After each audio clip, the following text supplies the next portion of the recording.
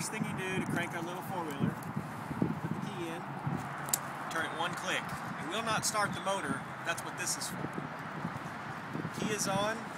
You have to pull the brake. The brake is so that it will not launch forward no matter what. When you push the button, if it cranks, just let it warm up. If it doesn't crank, I'll show you what to do. That's about enough time to know that it's not going to start by itself. So it needs a little help. Underneath here, there's a choke. Once I can find it.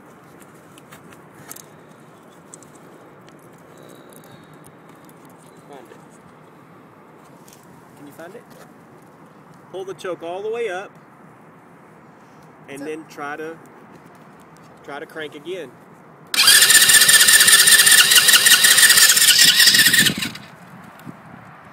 Then you check your gas. Make sure you have enough gas. It's really low, but it should have enough to crank.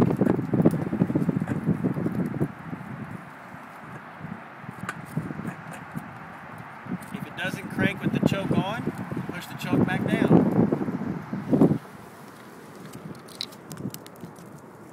Was it up or down? It was up. It was up? That is the choke.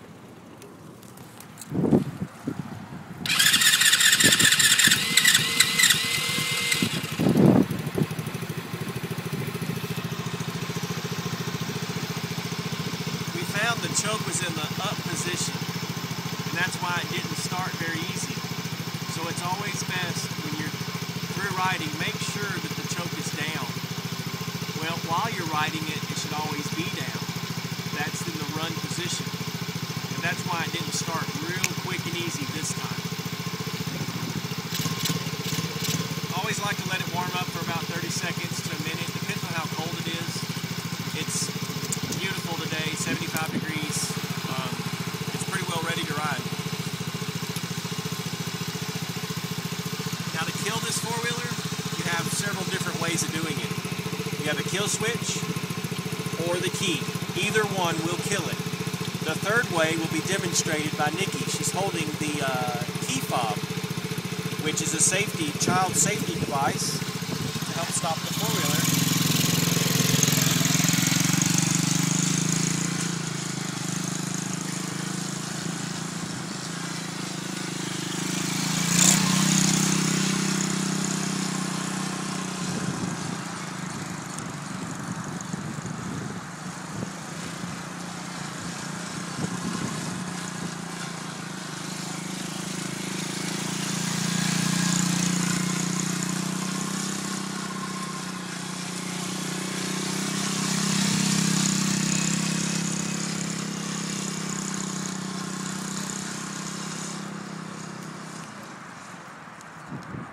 I just killed the four-wheeler. Now they're unable to start the four-wheeler unless you press the unlock button, which I'm doing now. It's unlocked!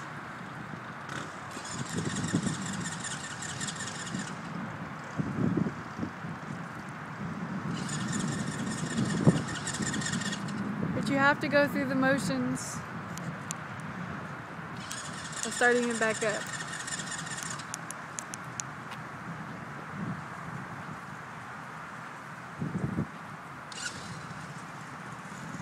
Now we're good.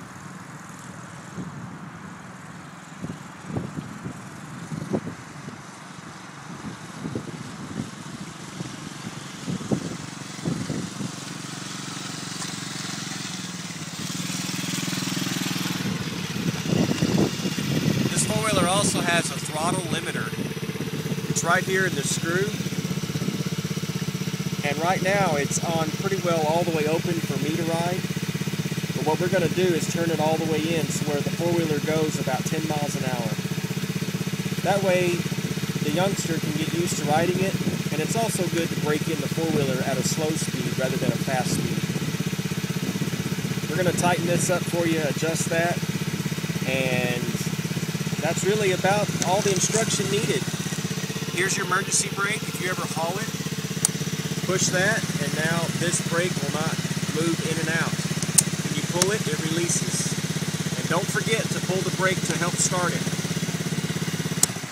You can also press the foot brake if the child is unable to clamp the hand brake, and that will also help it start too.